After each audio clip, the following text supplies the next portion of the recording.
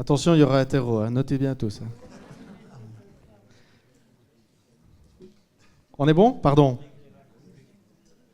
GIP. Hop. Bon.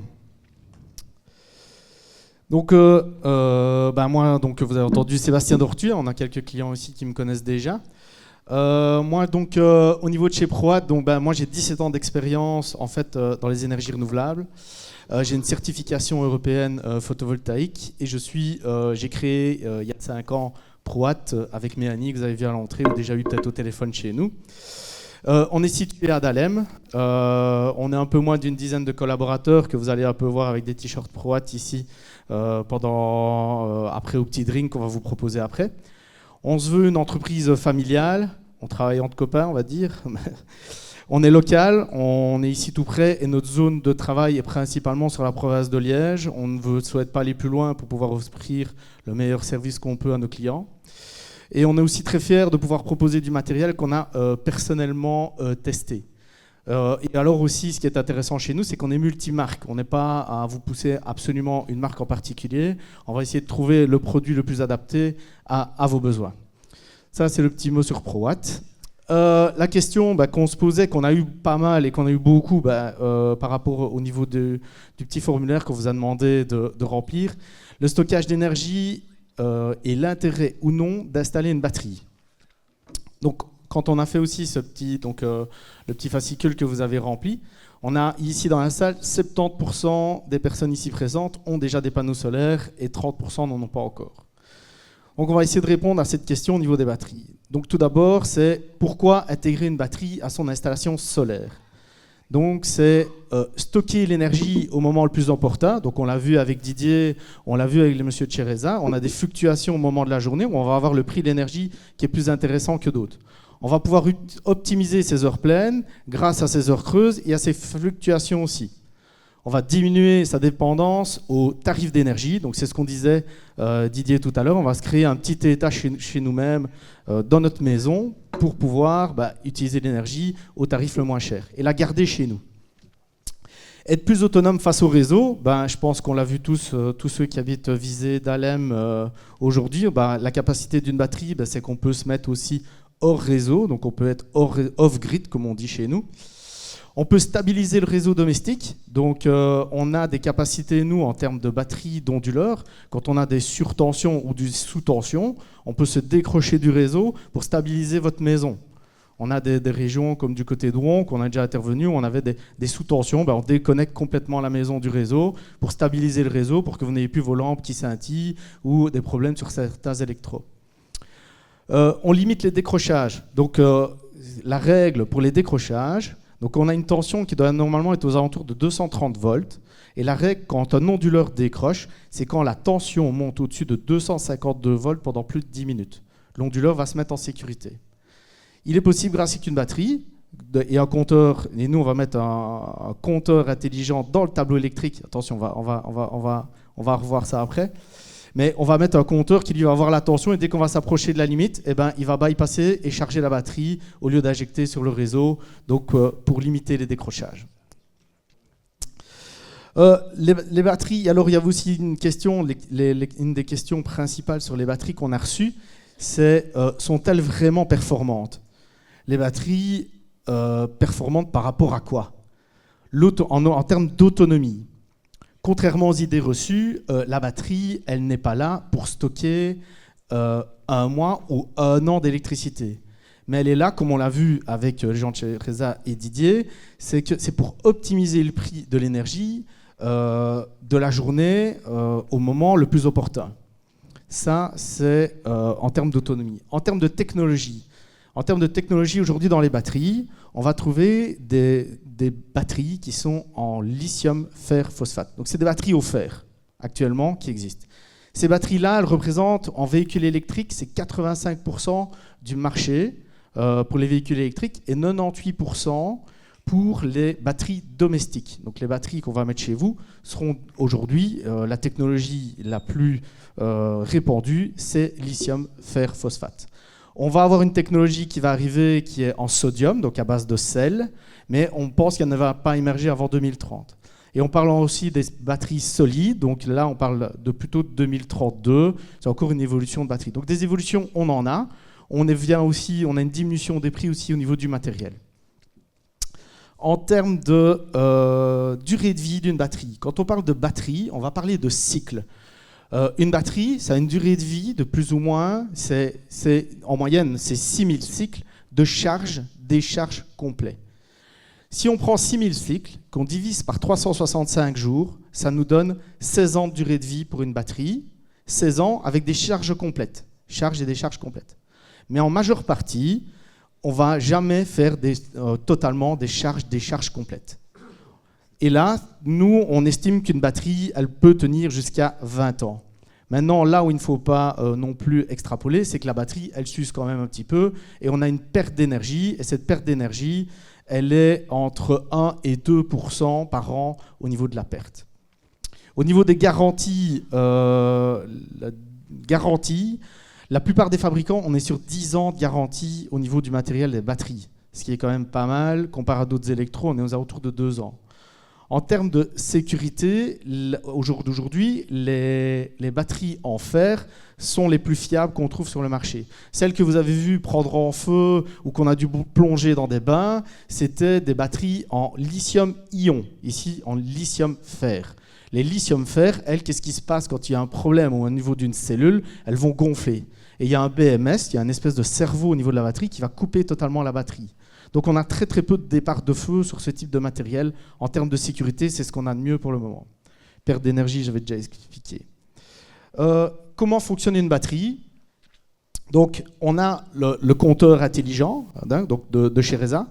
Et nous, on va les mettre dans votre tableau électrique, là où il y a vos disjoncteurs, votre différentiel. On va les mettre un compteur d'énergie qui, lui, va voir les flux entrants et sortants. Et qu'est-ce qu'on va avoir? On va avoir ce beau graphique en rouge qui va s'afficher ici, et on va voir comment vous vivez chez vous. Et par rapport à ce graphique-là, on va venir superposer. Ça, c'est la donnée, je rebobine, c'est la donnée qui va nous manquer sur la plupart des gens qui ont déjà des panneaux. On n'a pas cette donnée-là de consommation.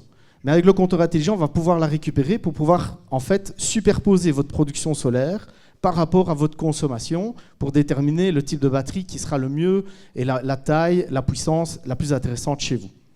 Donc nous, on va venir mettre notre petit compteur d'énergie, donc on va avoir votre consommation de maison. Puis on va avoir donc notre production solaire qui va s'apparaître comme une journée comme on a eu aujourd'hui. Donc on voit qu'on a le solaire vient manger une partie. Donc là, ça c'est de l'autoconsommation ici. Et ici, où il n'y a rien du tout, on a fait de l'injection. On peut compter que cette partie ici, elle sera à l'avenir, après 2030 pour vous, elle sera totalement perdue. Mais la batterie, elle va intervenir à ce moment-là. Donc quand dans la partie ici, on va venir charger la batterie pour pouvoir alors après aller la décharger soit le soir ou le lendemain matin pour pouvoir profiter alors d'une couverture pratiquement de 100% et une autoconsommation et une autosuffisance de 100%. On va voir ma petite ligne en mauve qui vient recouvrir donc toute ma consommation. Bien sûr, on va y revenir, mais ce n'est pas effectif toute l'année. Ici, on est au 31/10, donc on n'est pas en plein mois d'août, ça reste quand même, on est en automne. Ici, chez ce client-ci, une journée normale, c'est une installation où il y avait 16 panneaux, on couvre déjà 100% de sa consommation sur sa journée grâce à une batterie. Je vais y revenir avec des cas concrets tout de suite après. En termes de cas concrets, je vais prendre deux catégories de personnes dans la salle. Donc, je vais prendre ceux qui sont avant 2024, donc les fameux 70% qui sont ici, et je vais parler après aux 30% après 2024 et donner quelques conseils par rapport à ce que vous devez faire ou ne pas faire avec batterie ou avec les tarifs. Maintenant, ceci, ça n'engage que moi au niveau, mais c'est par mon expérience ce que je conseillerais. Installation avant 2024. Donc ma production est égale à ma consommation. Je consomme 5000, je produis 5000, je paye mon prosumeur, mais au final, je ne paye rien du tout. Parce que ce que je produis vient combler ce que je consomme. Ce que je conseille, moi, de préférence, c'est de passer en comptage mono-horaire. moi je conseille le comptage mono-horaire pour pas qu'il y ait si jamais à un moment il y a une trop de grosse production en jour ou trop peu en nuit, il n'y a pas cet effet il n'y aura pas l'effet de vase communicant. Ils ne vont pas reporter le jour sur le nuit de manière automatique. Pour avoir ce système-là, il faut être en comptage mono-horaire et avoir un contrat donc en mono-horaire. Je conseille, moi aussi personnellement, je conseille un tarif fixe. Quand c'est comme ça, il n'y a plus de surprise. Si jamais vous avez quelqu'un qui vous ressonne et qui vous dit « Tiens, oui, mais prenez un variable, pesez ceci », si vous produisez ce que vous consommez, mettez-vous sur un tarif fixe avec un comptage mono-horaire. Pour moi, jusqu'en 2030, vous ne pourrez pas vous tromper, vous n'aurez pas de surprise sur votre facture d'énergie. Après, la question d'installer une batterie. Une batterie, elle va pouvoir vous aider à diminuer votre prosumeur. Nous, on a fait des calculs, on peut gagner entre 150 € et 450 € de prosumeur par an. Maintenant, c'est vraiment du cas par cas et on doit venir chez vous, voir un peu comment vous vivez et voir s'il est réellement intéressant ou pas. On peut anticiper 2030. Pourquoi est-ce que je dis anticiper 2030 ? Parce qu'aujourd'hui, il l'a cité tout à l'heure, mais on a 263 000 installations photovoltaïques avant 2024. Toutes ces personnes-là vont se retrouver en 2030 avec une augmentation de 70% de votre facture d'énergie. Donc ce que vous ne payez pas pour le moment, vous êtes à zéro, votre facture va augmenter de 70%. Pourquoi ? Parce qu'en moyenne, un ménage, il autoconsomme entre 30 et 35% et il injecte entre 60 à 75% du temps. Mais cette partie que vous allez injecter, en fait, vous allez devoir l'acheter. Je ne sais pas si je suis clair par rapport à ça.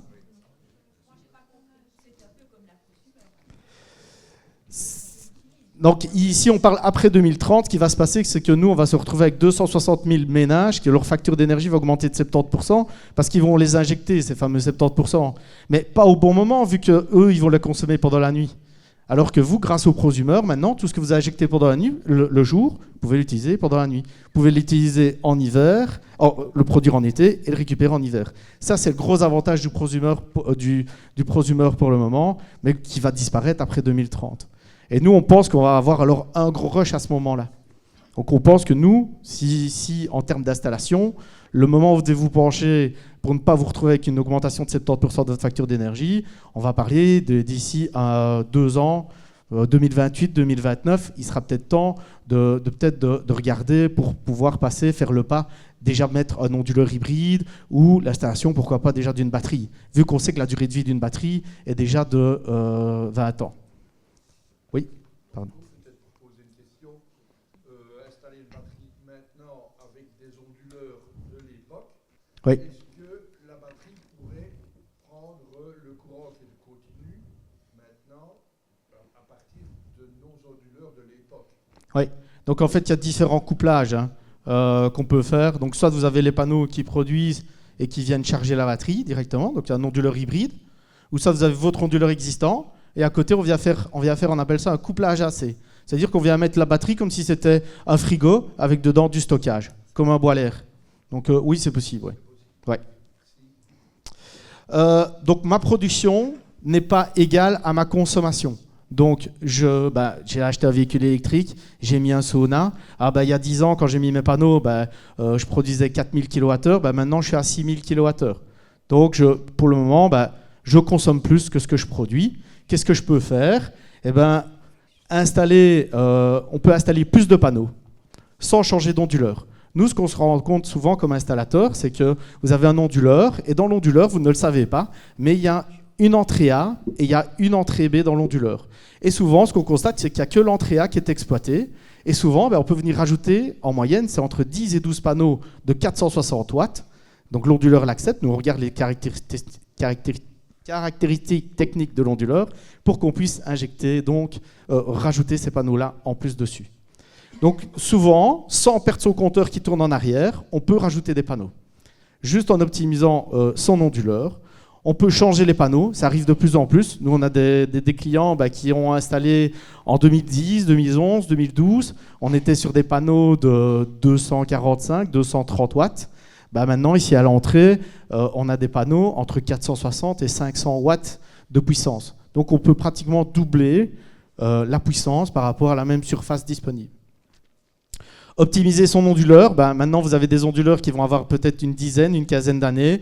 On remarque que c'est des fois certains signes de fatigue. On peut passer directement sur un onduleur hybride. Et l'onduleur hybride, lui, il a une fameuse entrée A, une entrée B et parfois même une entrée C. Donc on peut des fois optimiser vraiment son onduleur et sa puissance. La règle aussi pour pouvoir augmenter sa puissance, donc sans perdre son compteur en arrière, si vous avez un onduleur de 5000, on peut augmenter de 1 kVA la taille de l'onduleur. Donc quand on change d'onduleur, on peut vous mettre un onduleur un petit peu plus puissant au moment de l'installation. Sans changer la taxe prosumeur ? Non, la taxe prosumeur augmentera aussi. C'est juste, d'un kVA, de 86 €. Ouais. Mais potentiellement, il est totalement possible sur un onduleur de 5 kVA. Nous, on sait, les onduleurs vont souvent à 200% de leur puissance. On peut mettre 10 000 watts crête souvent sur un onduleur de 5000. L'onduleur va plafonner à 5000, il va donner 5000 tout le temps, on appelle ça l'écrêtage, mais il va commencer très très tôt le matin et terminer très très tard le soir. Et en hiver ou en intersaison, il va aussi produire beaucoup comme si on était en été. Donc c'est l'intérêt de fois d'optimiser son onduleur en termes de quantité de panneaux. Faut-il installer une batterie ? On peut aussi diminuer son prosumeur, on peut anticiper 2030, on peut recharger sa batterie intelligente. On peut recharger, recharge de batterie intelligente. Donc ça veut dire quoi ? Ça veut dire qu'en fait, que si je produis 4000 mais que j'ai quand même toujours 2000 à payer, autant avec la batterie aller chercher ces 2000 kWh quand ils sont le moins chers. Donc il est possible, nous, de piloter la batterie avec un EMS. Un EMS, c'est quoi ? C'est un Energy Manager System. C'est un système en fait c'est un boosté à l'IA qui va aller chercher les prix de l'énergie qui sont publiés tous les jours. C'est 14 heures, Didier, je pense.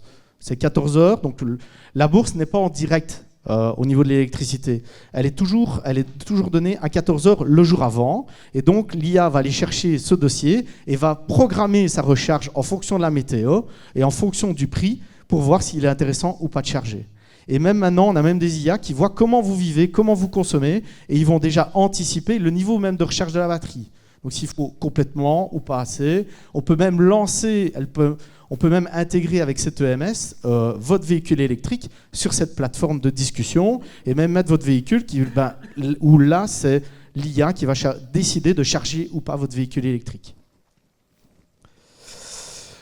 Donc là, ici, on était chez les personnes qui étaient avant 2024. Je ne sais pas s'il y a des questions avant 2024, donc des personnes qui ont déjà des panneaux, s'il y avait d'autres questions. Dites-moi. Vous produisez plus que ce que vous consommez. Exact. Donc, qu'est-ce que vous pouvez faire ? Vous pouvez vous donner un petit peu plus de confort, ajouter une climatisation en été pour diminuer l'injection sur le réseau, augmenter votre autoconsommation pour diminuer votre prosumeur. Vous pouvez diminuer un peu votre chauffage en hiver pour le moment. Voilà, il faut essayer de regagner ce surplus que vous perdez. Madame, elle a quand même 3000 kWh. 3000 kWh, avec une chaufferette de 2 kW, on est sur 100, je dis pas de bêtises, on est sur 1500 heures de chauffe. Donc elle pourrait utiliser ces 3000 kWh, elle pourrait les mettre dans un boiler. Voilà, donc ça c'est des discussions qu'on peut avoir ensemble pour essayer d'optimiser votre installation. Pardon ? Non. Le prosumeur, vous le payez quoi qu'il arrive. Si vous mettez un compteur intelligent, il peut être réduit si vous restez à 3000 et qu'on constate qu'en fait, vous faites mieux que ce que les statistiques doivent dire, votre prosumeur va diminuer. Ça va ? Si vous voulez, on en rediscute après. Dites-moi. Oui.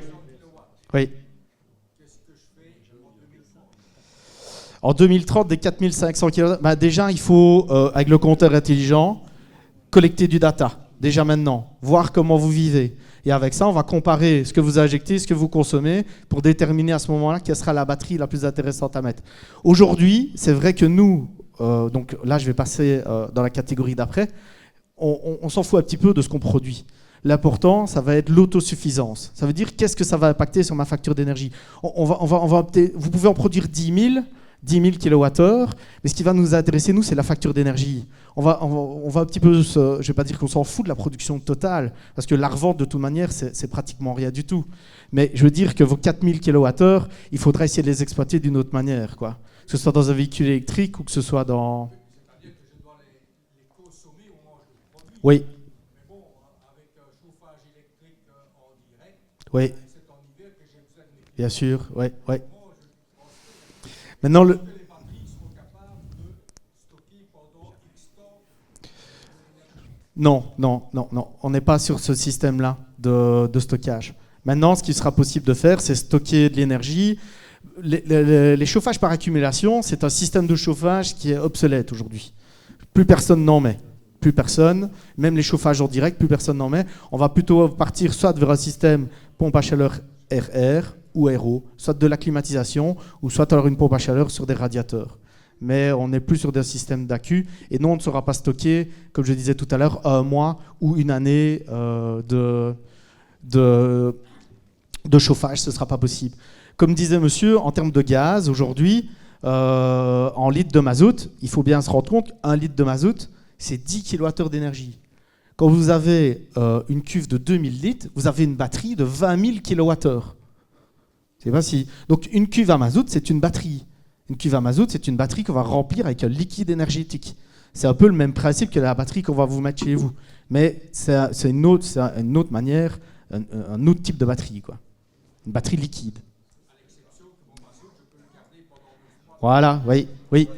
Mais voilà, donc le réseau actuellement, c'est compliqué de passer tout le monde, ça va être compliqué de passer tout le monde à l'électrique, c'est ce que disait monsieur, ça va être compliqué de stocker toute cette énergie, ça va être compliqué de la produire, donc le mieux, ça va être un mix énergétique pour pouvoir s'en sortir et d'utiliser l'énergie au meilleur moment. Et la batterie que vous choisissez de mettre chez nous, Oui. la puissance, c'est vous qui la déciderez en fonction de la production des panneaux Oui. ou en fonction de notre puissance. En fonction de votre consommation. Donc je peux en produire beaucoup plus, on s'en fout. Oui, exact. C'est ce que je dis, c'est ce qu'on disait avec monsieur. On s'en fout un peu de ce que vous produisez. Ce qui est important, c'est vous. C'est ce que vous consommez et comment vous vivez. Voilà. Donc ici, ce sont les installations après 2024. Donc maintenant, c'est ce qu'on installe nous et c'est ce qui va arriver en 2030. Hein. Donc nous, c'est les installations qu'on met, qu'on va encore installer demain. Maison, donc on est sur des maisons de plus de 10 ans et des nouvelles constructions. Je vais scinder en deux. Pour bien que ce soit clair. Donc les maisons de plus de 10 ans, donc c'est les ménages de 2 à 5 ou 6 personnes. 2 personnes, on est plutôt aux alentours de 3500 kWh et quand on est en 4, 5, 6 personnes, aux alentours de 6000 kWh. Je ne parle pas de chauffage électrique, je ne parle pas de véhicules électriques, c'est encore une variable qui vient encore s'ajouter après et on doit avoir une discussion ensemble par rapport à ça. Ici, je vais juste essayer de vous mettre un peu des chiffres, que vous comprenez vers quoi on va, quel est le tarif, où on en est avec les batteries, qu'est-ce que ça coûte, qu'est-ce qu'on gagne avec. Ça va ? Pour vous donner une petite idée, donc pour produire 3500 kWh, ou du moins pour couvrir les 3500 kWh, moi je vais partir sur une installation, d'habitude, on va mettre entre 10 et 12 panneaux. Les 10 et 12 va fluctuer en fonction de quoi ? Ça va plutôt être en fonction de l'orientation et l'inclinaison des panneaux. Avec ces panneaux, ces 10-12 panneaux, on va aller chercher 4600 à 5500 watts crête. Hein. Le watt crête, c'est quoi ? C'est la puissance laboratoire des panneaux. Les watts crête vont donner des kilowattheures, mais il faut tenir compte de l'orientation, l'inclinaison et l'ombrage éventuel des panneaux. Avec ce type d'installation, donc nous on a bientôt plus d'une centaine d'installations qui tournent avec des batteries, où on a mis aussi des compteurs intelligents où on voit comment les gens consomment. Donc maintenant par expérience, on sait que pour ce type d'installation, il va falloir une batterie entre 6 et 12 kWh de taille. On va pouvoir avoir une autosuffisance. Donc tout à l'heure on parlait d'autoconsommation. C'est deux choses différentes. Quand je vais vous dire autosuffisance, vous voyez votre facture d'électricité et vous voyez de combien elle va diminuer. Donc ici, avec ces 12 panneaux, ces 10-12 panneaux, je vais diminuer la facture d'énergie des gens en moyenne entre 60 et 80% actuellement, grâce à la batterie. Et en termes de coût, aujourd'hui, pour 10-12 panneaux et entre 6 et 12 kWh, on est sur des budgets, on est entre 6800 et 8348 kWh en termes d'installation. Panneaux compris, TVA comprise, tout installé. Le prix des batteries, on vient d'il y a 10 ans, on était à 1 500 € du kilowattheure stocké. Aujourd'hui, on est entre 300 et 500 € du kilowattheure stocké, suivant la technologie, le type et l'intelligence qu'on va mettre dedans. Qu'est-ce qui va faire varier très très fort le prix de la batterie? Ça va être l'intelligence qu'on va mettre dedans et la capacité qu'on va y mettre. Mais c'est surtout l'intelligence. Et ROI, c'est retour sur investissement. Je vais vous en montrer un après. J'ai fait un petit calcul avec les prix tout frais des fournisseurs. On a des temps de retour entre 4 et 6 ans. Après, pour 6000 kWh, vous avez la translation, 6, 12, 16, 18, 7000, 8000. Une batterie entre 12 et 18 kWh. Et même chose, pour ce type d'installation, on a une autosuffisance. Donc on arrive à aller diminuer la facture d'énergie entre 60 et 80%. Et on est sur des installations entre 9000, 9800 et 11 600 € pour 16 à 18 panneaux, TVA comprise. Tout ça pour dire en fait qu'avant, ça m'est arrivé sur ma carrière de vendre ce prix-là sans batterie. Aujourd'hui, pour le même prix, on a une batterie avec. Ici, donc ça c'est une installation qu'on a fait, c'est pour vous montrer un petit peu l'autoconsommation, l'autosuffisance. Donc c'est un ménage de 2 personnes. Donc, ce qui est intéressant de voir, c'est que ce ménage, donc vous allez l'autosuffisance, c'est de ce côté-ci, l'autoconsommation là. Le ménage consomme 2800 kWh. Grâce à notre batterie, ici, c'est une batterie de 7 kWh qu'on a installée, on a été chercher 73% de la facture énergétique. Et 26% qu'il a dû se prélever du réseau sur un an. On n'est pas très loin du compteur qui tourne en arrière. Et en autoconsommation, c'est ce qu'on disait tout à l'heure, oui, mais moi je produis plus, je produis 4000 kWh en plus. Mais en fait, oui, il a produit 4200 kWh de consommation. Mais la partie qui va vraiment nous intéresser, nous, ça va être la partie autosuffisance, plutôt que la partie autoconsommation. Autre exemple, ici, donc ça c'est une maison à Warsage, donc il y a plus de 10 ans, TVA à 6%. C'est un ménage de 4 personnes, ils ont des climatisations en été. Et bien là, ici, c'est des bons élèves parce qu'ils ont pratiquement consommé ce qu'ils ont produit. Et en taux de couverture, on est à 80% de leur facture d'énergie. Avec ici, c'est une batterie de 10 kWh qui était installée chez ce ménage-ci. Je vous ai préparé... Allô, voilà. Je vous ai préparé un petit calcul de rentabilité. Donc pour 4 personnes, un ménage de 4000 qui consomme 4500 kWh, pour voir un petit peu, parce qu'on dit souvent, ouais, mais les panneaux, est-ce que c'est toujours réellement rentable avec une batterie? On va regarder un petit peu ça. Donc mes 12 panneaux, j'ai mes 12 panneaux, hop, ça va. Donc j'ai mes 12 panneaux de 460 watts. Ça fait 5500 watts. J'ai compté qu'on n'était pas trop mal orienté en termes d'orientation d'inclinaison. J'ai compté qu'on avait une production solaire de 900 watts par an.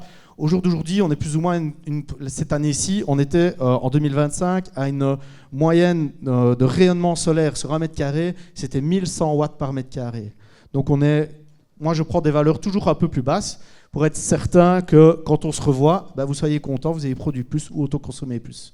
Garantie des panneaux, c'est 25 ans. Garantie onduleur, batterie, c'est 10 ans. Mais 5520 watts crête, qu'est-ce qu'ils vont aller me chercher? Ils vont aller me chercher 4700 kWh. 4769 kWh. J'ai compté que j'allais avoir autoconsommation, autosuffisance. Ici, c'est la même chose. Je vais diminuer ma facture de 65%. Je vous ai montré dans les 2 autres cas qu'on était entre 70 et 80, donc je compte encore assez bas. Donc on va valoriser mes 3100 kWh, hop. Mes 3100 kWh à un prix ici de 38 cents. Et mes 1600 kWh que je vais injecter sur le réseau, je vais les revendre à 3 cents. Donc quelle économie est-ce que je vais avoir sur un an? Hop. Voilà. Donc ici, j'ai un coût d'investissement de 8349 €. Et je vais gagner 1247 € par an d'économie. Mon coût d'investissement, moi, est-ce que ça me rapporte par an? En fait, mon temps de retour aujourd'hui pour une installation de 12 panneaux, il va être de 5 ans. En 5 ans, je vais récupérer mon investissement avec une batterie de 10 kWh et 12 panneaux installés. Au bout de 10 ans, on a nos garanties, on va être gentil, on va jusqu'à 10 ans, donc on aura un gain on sera aux alentours de 6 880 €. Donc, on a un taux plus ou moins. C'est comme si c'était un placement aujourd'hui. Donc, je parle aux 30% qui n'ont pas encore mis de panneaux. On est pratiquement à un placement du 8% à la banque. Donc, aujourd'hui, oui, les panneaux restent toujours rentables parce que déjà, il n'y a pas beaucoup de choses dans lesquelles vous pouvez investir chez vous qui vont s'amortir en 5 ans. Et au bout de 10 ans, où on gagne encore 8% dessus. Je vais parler pour les nouvelles constructions maintenant. Est-ce qu'il y a des gens qui ont une nouvelle construction ou un projet de construction ? Oui, voilà. Donc, nouvelle construction, on est sur 21% de taux de TVA. La consommation moyenne d'un ménage par expérience, c'est minimum 8500 kWh avec une pompe à chaleur. Et on tourne souvent à 10 500 kWh si on est à 6 personnes dans le ménage, 5-6 personnes dans le ménage, ou qu'il y a des consommateurs complémentaires dedans, genre un jacuzzi ou quelque chose comme ça en plus. J'ai refait mon petit tableau. Donc ici, pour 8500 kWh, on doit compter entre 18 et 22 panneaux. Là, entre 24 et 36. Ça, c'est le maximum plus ou moins qu'on peut mettre sur une installation. La puissance watt-crête. Et là, la taille des batteries, on va être entre 12 et 18 kg. 12, vraiment, pour une nouvelle construction, c'est vraiment le minimum. Je préconiserais 18 si le budget le permet. Et si après, on voit que l'installation, on peut faire évoluer aussi son installation et rajouter des batteries par après. Dans une nouvelle construction, on peut démarrer rien qu'avec les panneaux, parce que quand on construit, nous on est toujours les derniers arrivés, on peut démarrer avec les panneaux. On peut rajouter la batterie par après et on peut rajouter des modules et même des panneaux par après. Comme j'expliquais, il y a une entrée A et une entrée B dans l'onduleur et on peut juste exploiter l'entrée A, rajouter des panneaux, on peut mettre des batteries et on peut rajouter des batteries aussi par après. En termes de budget, on va être entre 11 900 €, 14 600 et pour une trentaine, entre 24 et 36 panneaux, entre 15 000 et 18 000 €. Et on va avoir un ROI, un retour sur investissement, entre 5 et 7 ans. Et donc ici, ménage de 4 personnes. J'ai pris 8500 kWh, 21 panneaux. 21 panneaux, on va produire c'est 8380 kWh. J'ai compté ici une autoconsommation et une autosuffisance. Vu qu'on va avoir du chauffage, on va être moins bon que si on n'en avait pas. On va avoir 50% d'autoconsommation et 50% d'injection. Donc on va avoir les 4000 kWh à 38 cents et les 4190 à 3 cents. Donc, hop, je redescends, je zoome. Coût d'investissement, donc pour ce type d'installation, TVA comprise avec 21%. On est sur 14 300 €.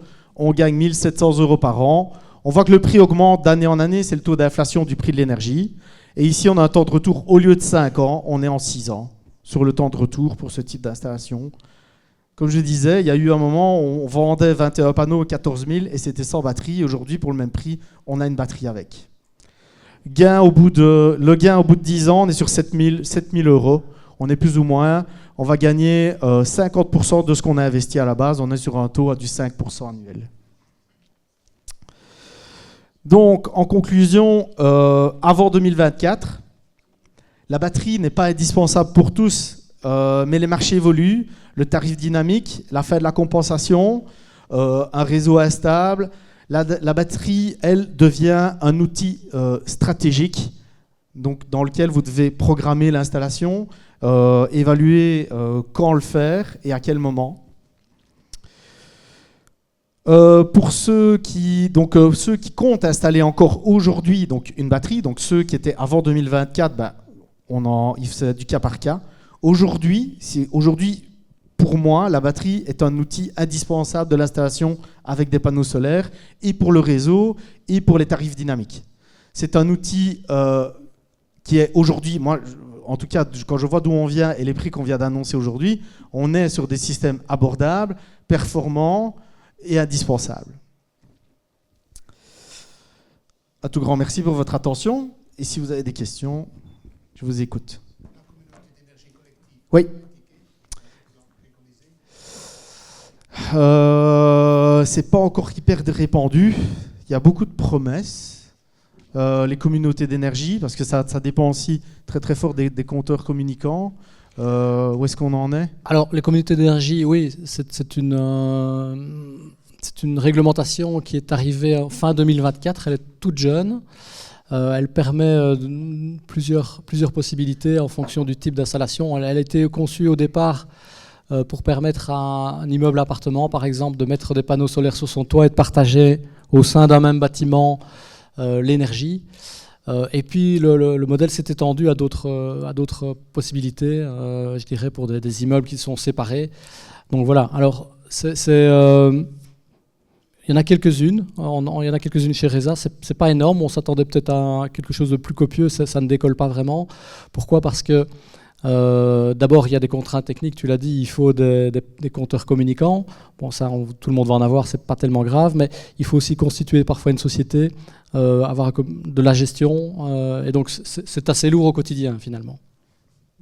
Moi, les retours que j'en avais eus, c'est que ça coûtait, faire partie de la communauté et les frais de la communauté, des fois, par rapport à ce qu'on gagnait, n'était pas énorme. Je sais pas si. Oui, encore une fois, Resa ne se positionne pas sur le prix de l'énergie. C'est ça. Donc, on n'a pas cette vision-là, mais effectivement, il y a des coûts. Hein. Voilà, donc communauté d'énergie, oui, mais on y va. Voilà. Si je peux ajouter un mot, dans les contrats d'énergie, vous avez une clause avec on va appeler ça une taxe, un prix supplémentaire quand vous voulez partager l'énergie. Dans le contrat, vous avez un coût supplémentaire, il faut le savoir. Je pense que c'était 150 €, j'avais entendu moi, que c'était pour le partage d'énergie. Non mais c'est au kilowattheure en fait. Ah oui, ok. C'est au kilowattheure. Ça va. Oui, madame. Est-ce que vous avez déjà fait une simulation aussi pour des panneaux photovoltaïques installés avant, enfin des onduleurs installés avant 2024, donc avec le conducteur toujours Ouais. à l'envers, et une ancienne maison qu'on veut isoler et on veut remplacer le chauffage mazout par une pompe à chaleur Oui. sur radiateur. Ouais. Ça, c'est un sujet de discussion pour. On a encore une grosse demi-heure à discuter. C'est encore autre chose. Donc oui, les pompes à chaleur RO, hein, donc c'est deux technologies différentes. Ça, je pense que le mieux, ça serait qu'on en discute ensemble. Mais donc on parlait que le gaz avait encore de l'avenir devant lui. Ben oui, parce qu'aujourd'hui, on ne va pas savoir à chaque fois remplacer sa chaudière par une pompe à chaleur, parce que techniquement, ce n'est pas toujours faisable. Pourquoi ? Parce que les pompes à chaleur aujourd'hui, elles ont un très bon rendement quand elles travaillent à très basse température, entre 35 et 45 degrés.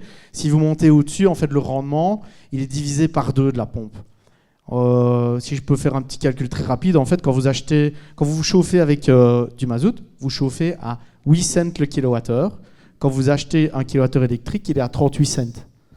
Donc, il faut un système, s'il est juste 2 fois plus performant, vous chauffez 38 cents divisé par 2, et en fait, vous êtes 2 fois plus cher que vous chauffez au mazout.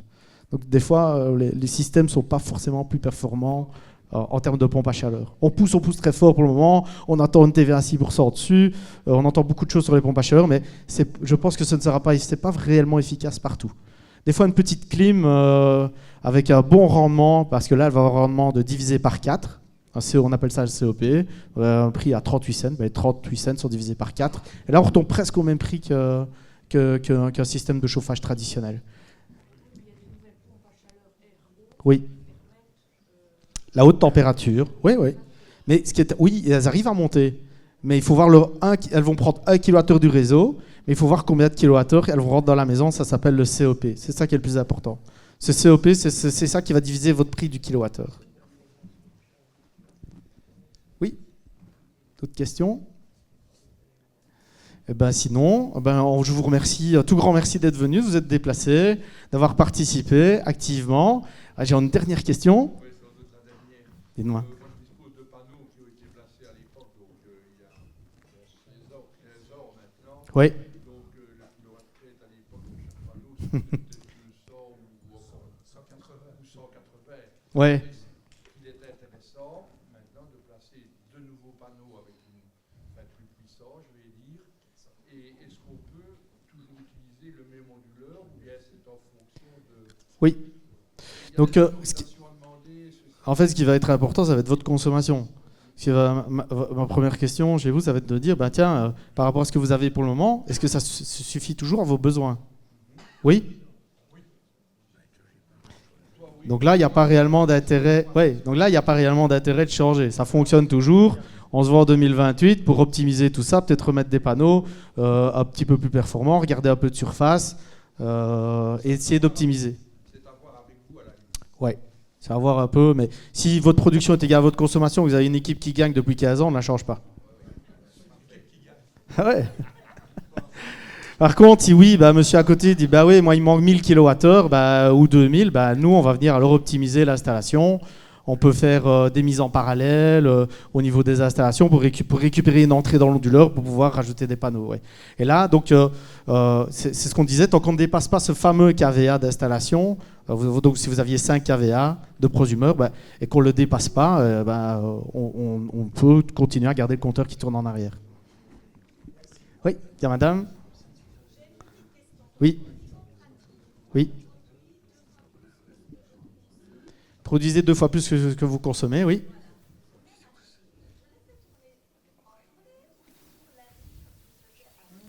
Donc là, vous produisez 2 fois plus, c'est ça?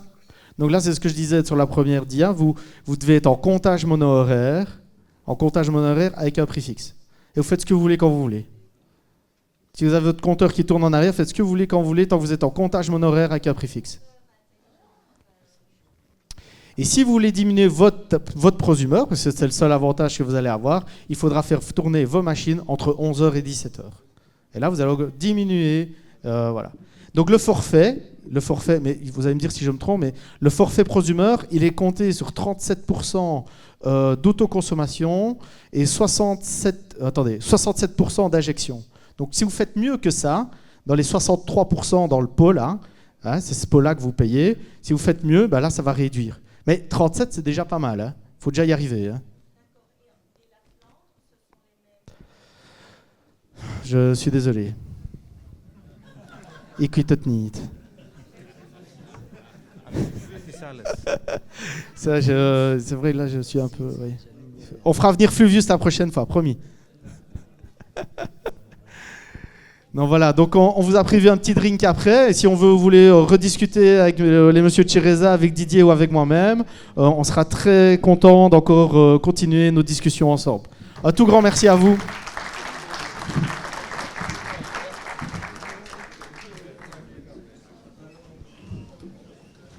Ça va ? Merci.